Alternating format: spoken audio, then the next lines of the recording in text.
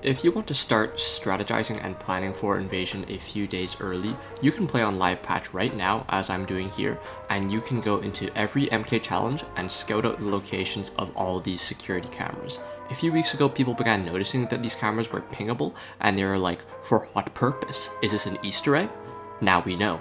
If you watched my earlier rundown of the invasion game mode details, you'll know that imposters can watch the reagents' movements through these security cameras. When reagents destroy them, as we can do here, see how my projectile actually has a destruction visual and sound cue? This breaks the camera for the remainder of the trial, and the imposters can no longer watch the reagents from this exact location. Of course, fully expect that some cameras' locations will be different on patch day, October 21st, than from what we can see right now. But from my playtest with red barrels, I can confirm that a few locations are exactly the same from what I can remember. Like, I remember that on Feed the Children, watching through this exact camera here, I was able to do that. I could see a bleach bottle on top of this shelf. So this exact camera was functional. And I was telling my teammates imposters, guys, head to the laundry room and camp the bleach bottle. The reagents haven't gotten to it yet. There is something weird happening though. I scouted out a lot of security cameras on 3 different MKs. Some cameras will be immobile and looking straight ahead. These are the ones which can be pinged and destroyed. Other cameras yet will be swiveling slowly on their own and pointed a little bit downwards. These ones cannot be pinged nor destroyed. There's kind of like fake cameras in this regard. I don't know if this means that these won't be real cameras on patch day and that only the pingable ones will be, or maybe they all will.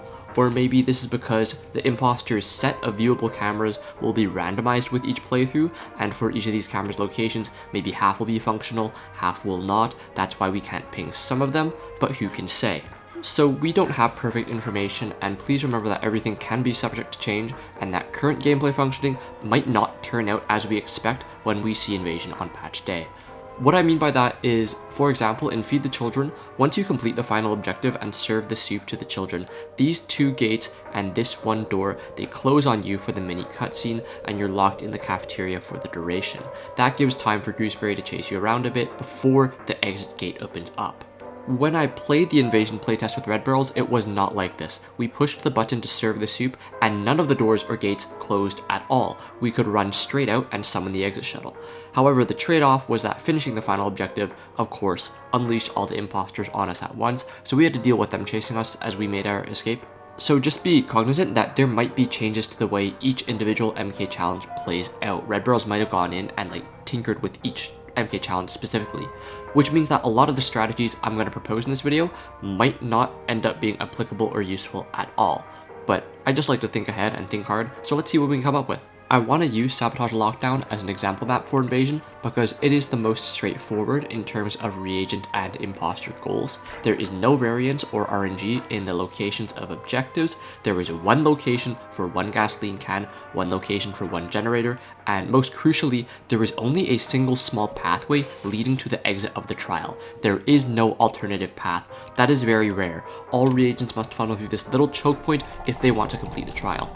In most cases, I think this won't be as problematic as it might sound. The gate for this pathway only opens up after the generator started, and reagents are very likely going to have the head start when it comes to leaving the trial this way. I think it'll be a big head start too. From my playtest, it seemed like the spawn locations and timers for imposters were really well balanced so that imposters could not spawn right next to reagents, particularly in the exit run. That's some BS, bro. My Imposters generally have a lot of catch up to do whenever they spawn into the trial, and this is a good thing. Because if imposters can ever seize upon a situation where they reach the trial exit before the reagents, for whatever reason, maybe the reagents got distracted by Coil or by other imposters as they were starting the generator and they had to run the other way or something like that, in this case, 1 or 2 imposters can sneak up onto the outside street and just camp. And just sit here waiting, charging their stab, and then it's a free 1-hit kill onto whatever reagent wants to crawl up first, like pulling Blake out of the tree log before the crucifixion scene. There is counterplay to this though. Remember that reagents with a brick or bottle in inventory can use it to escape the stab, the same way you escape a pouncer, but I believe the stab still deals guaranteed damage before the reagent is allowed to push the imposter off. Also, if a reagent expects that imposters got ahead of them on this pathway, they can just stun rig right here and clear the immediate area. The AoE is big enough. But then we get into a bit of an arms race of stratting and counter-stratting, right? Imposters can anticipate the stun rig and hide further back, maybe around this corner or behind these cars. Then the game really does become a tack shooter, and the Reagents have to be careful about every single one of these corners. Maybe when they climb up, they try to glimpse the imposter's body between the legs of this cutout police officer if that's where they think they're hiding. I think these are the sorts of ways we should be thinking about invasion. In basically any competitive game, you have to understand your opponent's goals and motivations in order to form your own. As an imposter, you need to understand where the reagents want to go, what paths they want to take, what areas will have the greatest traffic because of it, and as a reagent, you likewise need to understand that you make yourself an obvious and easy target by traveling these pathways, and so you must either exercise extra caution in those areas, avoid them entirely, or use them as bait to weed out imposters. Like say you're traveling as a group of 4 reagents through a choke point hallway that requires passing a locker hide spot, and you think there's an imposter hiding in there. 3 reagents hold back and out of sight while 1 reagent pretends to walk stupidly ahead. If an imposter does pounce out of the locker to stab them, so too do the 3 reagents pounce out from behind the corner to brick and bottle spam the imposter. The imposter dies, they're punished with a long time penalty, and the bait reagent survives relatively unscathed. What's happening to my voice?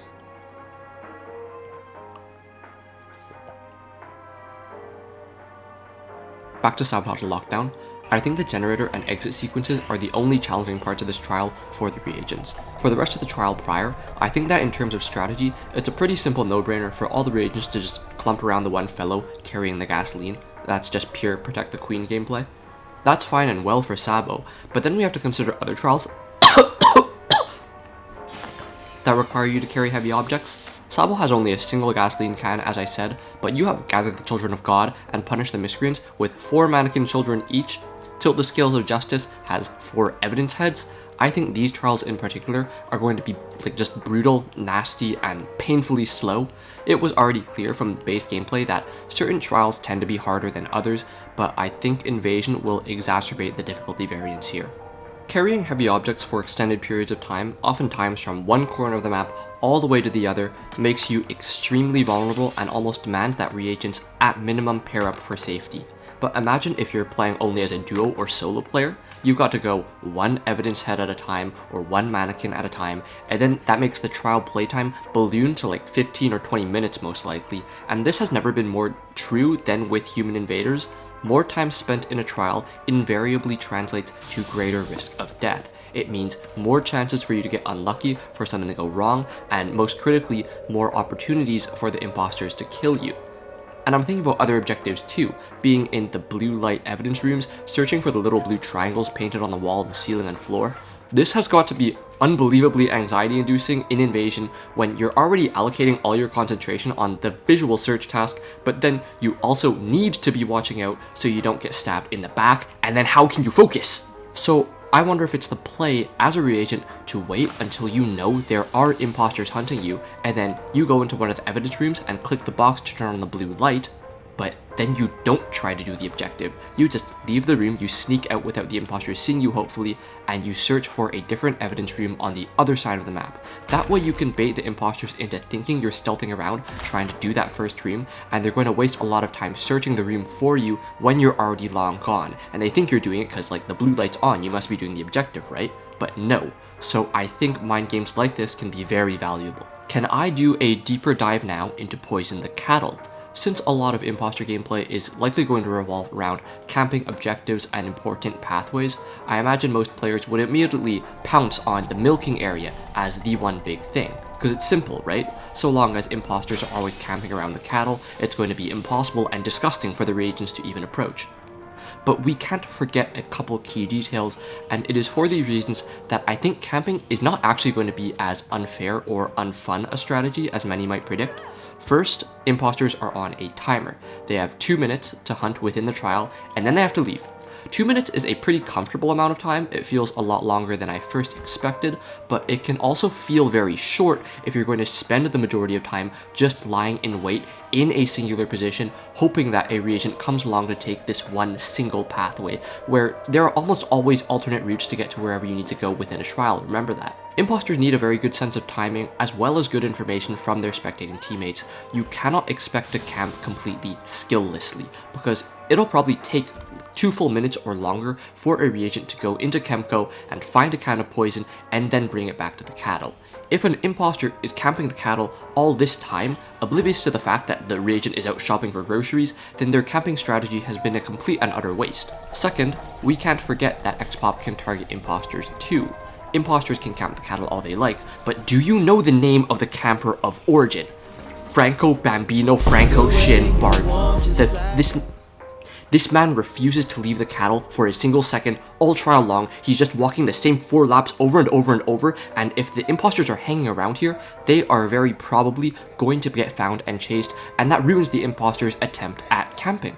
At worst, the imposters will have to sneak around and away from Franco as he's approaching, but then that could expose them to the passing reagents that the imposters wanted to ambush in the first place. So I think the game is designed in such a way that camping will not be that OP, which is good, because even if camping does turn out to be disgusting, red barrels can easily reduce the amount of time an imposter has during each rotation, or they can make balance changes in other ways to counteract this. Despite all this, I want to say that if the imposters still want to camp any area on Poison the Cattle, they might be better off camping the poison cans in Chem-Co instead of the cattle area. I believe the spawn balancing will work out so that reagents will always have a head start on getting to the poison cans, but that does not stop the imposters from meeting the reagents on their way back to the cattle with the cans. And what did I say earlier? A reagent walking very slowly, carrying that very heavy poison can, they make themselves an easy target.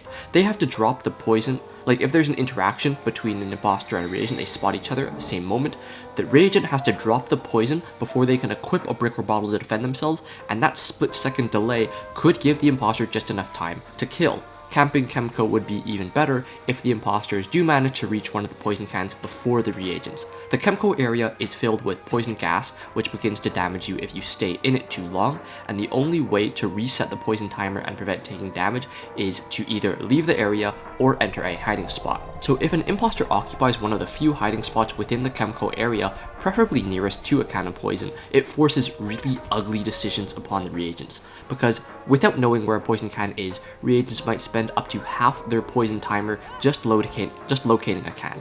Then, if they're made to fear that an imposter is hiding nearby, they can be fairly certain that the imposter knows they're there, because the synesthetic sense probably tracks the reagent's outline at, certain intervals as they approach the can of poison. So they would feel like they'd basically be choosing death if they went to pick up that can. Either you get insta-stabbed because you're too slow with the can in your arms, or you survive somehow and get chased and corralled around by the imposter, but that means you're spending so long in the poison area that you're probably taking tick damage by then. Or before any of this, you try to find a hiding spot to reset your poison timer, and maybe an imposter's occupying it, or maybe you get lucky and they're not. But even if they're not, say the imposter was then in a different nearby hiding spot watching you all this time, and then they see you enter your hiding spot, and that makes you vulnerable. They can jump out of you while you're struggling to get in and out of your hiding spot, and maybe you didn't even know they were coming up on you because the animation to enter a barrel is so claustrophobic for you to have any awareness of this. It kind of sucks that I'm speaking about all this in hypotheticals because I'm really banking on you having an unrealistic capacity to just visualize these scenarios that I'm verbalizing, and maybe you doubt whether it would even play out exactly along these lines as I've described them. But I just hope that these sorts of strategies do come to fruition on patch day, because all I really want to see is how creative we can get and how far we can push the limits of the game mode and of the roles of Reagent and Impostor. I think the way the meta evolves is going to be a lot of fun to see. I can imagine whole playbooks coming out for each role on every trial. Like, at the very start of Sabotage the Lockdown, standard play is probably going to be designate one reagent to instantly throw a stun rig at this camera the moment they step out of the shuttle, because that 35-second cooldown on your stun will reset long before you need the stun again, and the imposters are then denied immediate information as to if there's any stragglers remaining at the start area of the trial. I'm not that useful, but it's an example. Similarly, this camera watching the cattle area on Poison the Cattle, this one is probably a must destroy for reagents as well. Making the imposters blind around the primary objective area has got to be a huge benefit. So I'm just going on, and I barely feel like I've scratched the surface of all possible strategies from the side of both Reagent and Impostor. Obviously, I can't talk about my predictions for meta strategies for every single MK challenge in the game, but I hope you get the gist of how strats and ideas could develop over time. And I'm also a bit frustrated talking about this because I don't have the benefit of a lot of tangible experience playing the mode, so I am becoming more concerned that everything I'm saying is going to turn out to be baseless garbage, so I will not speak on this anymore. Instead, the last thing I want to talk about are just some interesting variators and interactions that we should watch out for. I don't know if variators will be unlocked at the highest level in the invasion game mode. I hope they are, but at least we know we can invade normal Genesis trials and there are variators there. Variators such as increased threat and enraged enemies are going to be interesting, because they don't just make the trial harder for reagents, they can also make it harder for impostors, a dual-edged blade. But the onus would be on the impostors to use more aggressive X-pop to their advantage while still avoiding getting hit. That's a kind of high risk, high reward type of deal. Also, I really want to see what it's like to play as a reagent with no rigs and no throwable items, because that means you are truly defenseless against imposters. The only way to survive their stab would be to have a nearby teammate nearby to kick them off, but that means you're still taking some damage from the stab, and the imposter can still chase you down afterward because you can't pelt them with any projectiles. This would be very hardcore, and maybe actually a much needed tilting of the scales, because from what I could tell in the playtest, it did seem like reagents were far more likely to win the trial than not. On introductory, it's just really easy to survive with at least one surviving reagent, assuming you are good players, but we'll have to see. On another note, I would love to find out if, say for instance, that an imposter is near a trap when we destroy them with a projectile. Does the trap exploding affect the imposter? Because this is how it works against X-pop. If I brick a psychosis mine or a futterbomb as an X-pop is running past it towards me, they will get staggered. I'm asking, would this work the same way against an imposter? Now you might say, why does it matter? This doesn't sound super useful because you could have just used your projectile to headshot your pursuer as normal instead. Fair point, but what if the only projectiles you have are hearts, such as in Drill the Futterman? Hearts should not stagger or damage imposters at all. I'd be really surprised if they did, but if you could use these hearts to destroy traps, which by proxy damage and stagger the imposters, then that could be a powerful interaction worth keeping in mind. So, I think that in Invasion, there is so much potential to be creative and to pull crazy mind games on your opponents and to mess with different loadouts and different interactions that I don't think this game mode will be considered solved for a long time. So I also hope that people won't have any knee-jerk reactions on their first few days of playing, because I know there will be a lot of, oh, imposter is so unfair, one-shot kills ridiculous, or, oh, it's way too easy to survive as a reagent, they just speedrun the trials and introductory and imposters barely have any time to get a single kill. And we're gonna hear opinions of both these extremes. I mean, I'm just shouting into the wind. People are gonna complain no matter what. It's natural. It's not like I have the power to stop them or that I should want to, but I do urge you to, instead of blaming the way the game is designed, just do your best to brainstorm what you can do differently in every difficult situation you encounter, because we can all get better together, now in a myriad number of brand new ways. This game mode, I swear, I feel like a kid in a candy shop. The possibilities are really endless, and the past is changeable, the future is set. Sorry.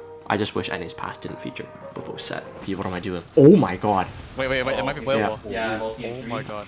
1 second. Oh my god, it's good. Big shield. It's a party. Yeah. Pentakill. I'm coming down as well. In 5 Pentakill. seconds. Penta? Thank you. Ow. I blocked that for you! Yo! Frank Ocean behavior! What is happening?